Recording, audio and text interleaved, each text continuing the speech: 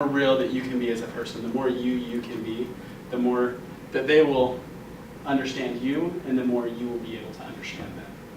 Okay? So we'll jump to the next one. Attend to the little things. Parker, what was that? Okay, well, this might not have anything to do with anything. Okay. The first thought that comes to my mind is, I guess I could easily relate this, but my roommates don't clean. Okay? And I'm gonna tie this in, so Darren, just don't you worry over there. I'm gonna key in right on you now. Let's talk. Talk to the camera, baby. I think I'm unlike most guys in the sense that I clean. I like to keep my area clean. I try and keep my apartment clean. I clutter sometimes. But I feel like when things are messy and things are dirty and I come home, it puts me in a bad mood and I don't want to be there and do homework and I don't want to have to clean, you know. To tie this into this whole discussion on the emotional bank account, you know, and in the sense of being a mentor, you have to be the kind of person that pays attention to detail. You need to clean up after yourself, and you need to tend to little things in someone's life and help them achieve whatever they're trying to achieve, whether it's turning in late assignments or opening up to the class or preparing for a presentation that they have in that class. You need to make sure that you are responsible for all the people that you cover, and you pay attention to the detail in their lives and show them that you care about it. And as a mentor for yourself, you need to be organized. You need to be on top of tasks that the teacher may assign you. I mean, there's so much that you could talk about, but it's just the little things that make the difference. And if you're not doing the little things, it can cause some problems for you and other people that are relying on you. Anybody else have something? Yeah. One of my favorite sayings is love is in the details. And I think that's true. Like any kind of love, mentor-student relations, like if you take the time to get to know them and get to know about their details, then it makes a big difference. Just kind of echo what Parker was saying. One thing that I've seen, at least in my personal life, when it comes to the relationship, and I always talk about my wife all the time, that's just me, get used to it, but is we do lots, and I notice that when our relationship is the strongest is when there are those little things that we do in a day for each other, where it'll be like just some random I love you text, or one morning I decided that I wanted to write on the side of the fridge I love you in like 15 or 16 different languages.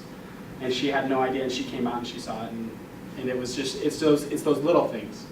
And when they add up, it's unbelievable the strength that provides.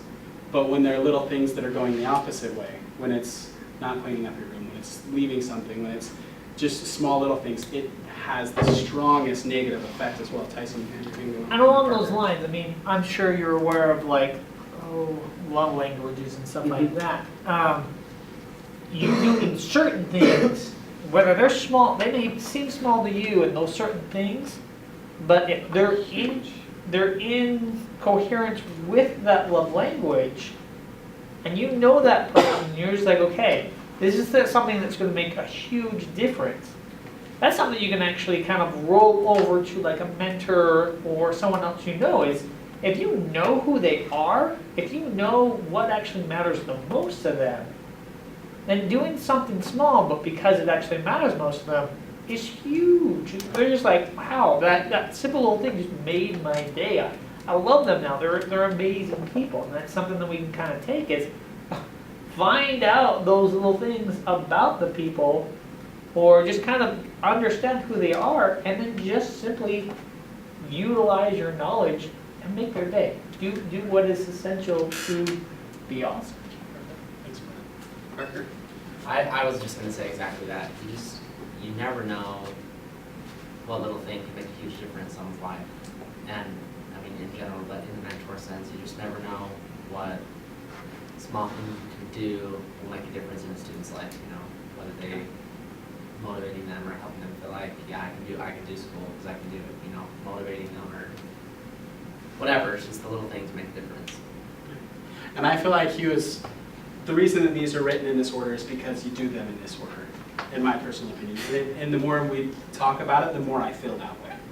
And so like once you understand the person, you can then attend to those little things because you know what little things will make a big difference and what little things will really just make a little difference. So the next one is keeping commitments. Everybody understands why that one's important, right? And when you do it, definite deposit. When you don't, for me, huge withdrawal. Yeah. I actually have a friend, she lives in southern, not like St. George, Utah, but she lives in Alberta, right out of Santa Quinn. And I've known her for 10 years, and we actually have a lunch date today because we see each other like once every 6 months. But we always look forward to just this random lunch date just because it's something positive in our lives because we've been friends for so long. And when you get together, is it like anything's ever changed? No, never. And that's one of the things with these bank accounts as well, is if you leave it with a positive, when you get back together, it will instantly be positive. When you leave it with a negative, it will instantly be a negative. So it's important on leaving every single relationship with positive inside of that bank account. Okay? So I don't feel like we really need to talk too much about that one. It's pretty self-explanatory. Clarifying expectations. How that one? What do we understand from that one? Sure. There's a thing that I can't remember the guy's name. He talks about clear content communication. And what it is, you know, a lot of people hand drop. A good example is a man and a woman are married and they're driving down the road in a car. And the woman says, I am thirsty. And she's looking out the window at a 7-Eleven. And the husband is in his mind thinking, all right, we're going to get home so I can get my wife a drink. She wants to go to the 7-Eleven. He blows past the 7-Eleven and she's now frustrated. He doesn't understand why. It's just an example that he gives. Because there wasn't a clear, honey, let's go to the 7-Eleven. Okay, so we can pull into the gas station.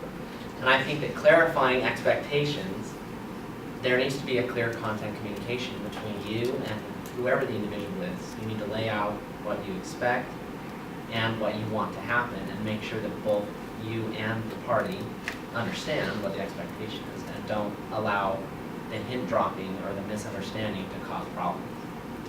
And this is something that you'll see in every aspect of your life. In any relationship that you ever have, whether it's a business relationship, whether it's a personal relationship, whether it's just a I'm just knowing you, you're in my class kind of relationship, this is huge because we can go one way completely and think that we're going the right way, and this person think that this was the way that we were actually heading. So that when you actually get together, it's like, where the heck did we end up? Okay. Yeah. Well, plus, if you don't set up clear expectations with the person in any relationship, both of you are going to be upset. And there'll be a lot of withdrawals going on because you'll both be frustrated. We're like, I wanted this from you, but you're giving me this instead, and like, what's going on, man? But if you kind of, especially towards the beginning of a relationship, if you set up clear expectations, like in a student mentorship or any kind of relationship, that way, even if you don't have the same expectations at the very beginning, you can discuss it, you can kind of compromise, and you can kind of get what you need to out of it, and then you can start working towards the same goal instead of, random example, instead of working like two different parts of a rocket ship and like trying to put it together, it's not going to work. Your thing will never take off. You need to figure out what your goal is first and then construct it. Yeah, so one thing that I just thought of as well with this is, so I learned Spanish on my mission, and I can understand learning a different language from your original language. Clarifying questions. How often do you guys, when we're talking, have to say, wait a second, let me make sure that I understood what you said? Do you guys do that? Yeah. You do it a lot, right? I did it tons when I was learning Spanish. I would stop people and be like, okay, just a second, what was that? What did that mean? I didn't understand that. And because I did that, instantly it helped gain more respect that person understood that I was caring to understand what they were saying. I was caring about them individually. And yet, how often do we not ask those clarifying questions because we're afraid? Afraid of looking dumb. Often it's a self issue. It's an insecurity issue. But if we really care more about the other person than ourselves, then we'll get out of the comfort zone to say, hey, you said this. Help me understand what you meant by that. or however you word it. But I think if we're really honest with ourselves, when we don't ask the question that we feel like asking, it's usually because of an insecurity of our own, and that it might be a little bit of a shift that we have to undertake. Yeah, and this is one thing definitely that I feel like we need to be able to do in this class, is if there is ever any, hey, I didn't understand that, hey, can we go into that a little bit more? Feel free. Because both Darren and I, we care that you understand what we're talking about. That you understand what each other are talking about. Because if we don't all understand, then we aren't all going to excel in a way